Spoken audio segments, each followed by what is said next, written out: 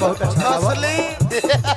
एक मिनट ना चाहते तो गलत शब्द का उपयोग कर रहे हैं आप लोग, मुझे नहीं अच्छा तो लगता। हम ही प्रदुमन प्रदेश मुझे नहीं अच्छा लग रहा है। नहीं खुशी ना का। अरे तब बतिया तो उहे हो। अरे यार मांगता हूँ तो देती नहीं हो। क्या जवाब मेरी बात का और देती हो तो खड़ा हो जाता है। क्या रोम रोम जज्बात का मुंह में लेना तो तुम्हें पसंद नहीं। क्या एक भी कतरा शराब का फिर क्यों कहती हो कि धीरे धीरे डालो बालों में फूल गुलाब। धीरे धीरे डालो, धीरे धीरे डालो फूल गुलाब का डाली की खार हो जा। ये तरह रूस के कैसे जा नहीं, सकते नहीं, गलत आप लोग इशारा करेंगे तो मेरे बस की बात तू नहीं। गावा तू गावा रिस्पेक्ट से गा रहे काम ऐसे ऐसे करते नहीं। ना ना कुछ भी वैसे वैसे तो नीमन कुछ भी यार। अरे हर के तीन पता तीनों का चना रहे। हम गाओ तो तीनों के तीनों का चना रहे। अकाबे आके चार गो बहिनिया चारों के चारों चिना रहे।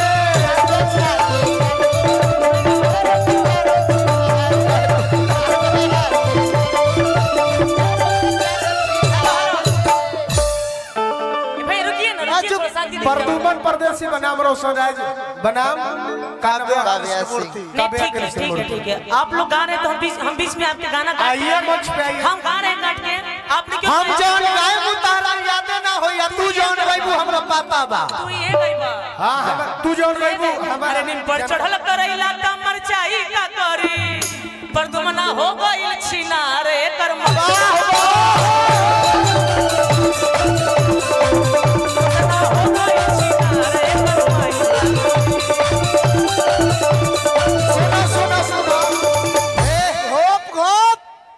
जब करतरू चैलेंज अपन काबू भेजब हो।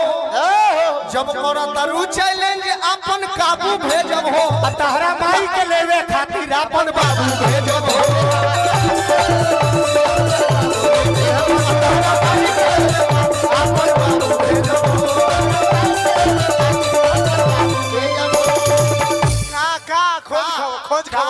खोज खबर गलत ना खोज खबर कैसा तार मम्मी बा। सवाल का जवाब ले। ठीक है दे रहे लेकिन उसका एक कायदा होता है ना कि जो आप इशारा करो मुझे गलत लग रहा है। ए भाई बढ़िया लागत ना हो कहे खाली कैमरा घुमावा सब भाई और पब्लिक और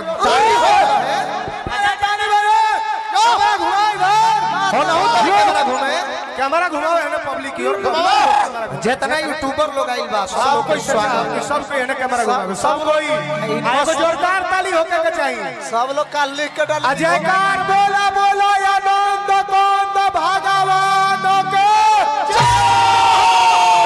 तताहरा माई के लेवे खातिर अपन बाबू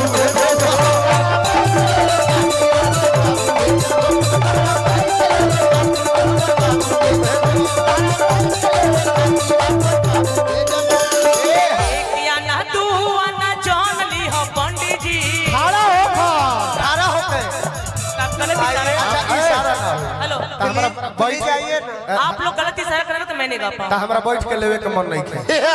हर जवाब गलत ना देखो दुआती बोली ले जाओ निका। ठीक है दुआती जगह पर जाइए।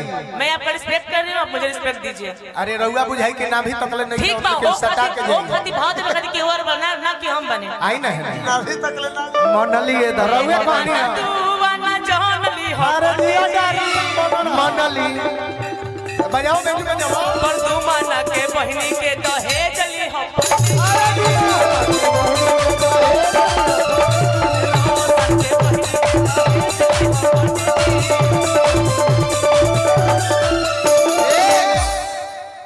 ले बैठ गली हां उठली मनली बजला ये शंख बजला लेकिन पंडित जी गार फाड़िए के बजल।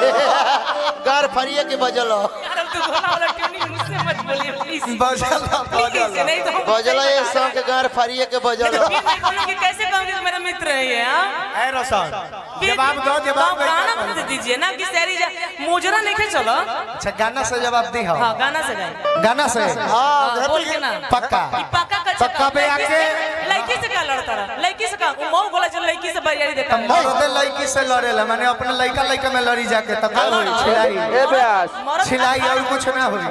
मर्द अखाड़ा में लड़ला मेहरारू से ना ता अखाड़ा में तू न बरू कि तहर ये भातारा अखाड़ा बरू ना है ये मंच है ए ब्यास ये खड़े ह तारा पता नहीं गाँव गाना ना इनका के जब ले आखा ना देबो धक त फिर बुझाई गलती के आखारा करा। पार्ट में सर लाठी काला ब्यास अरे काबेया के माई गईली रूस आई आहोर मां भी मत जाइए त तू माई के कहले बड़ू हम ना कहब। ना त कहलू हम कहलू बालियानु ओके नु आया उसके बाद अरे त काबेया के माई गईली रूस आहो चेवरा में गई जाके गईली सूस आ उनका नैहर के गादा आवेला आहे कोहे को के जगावेला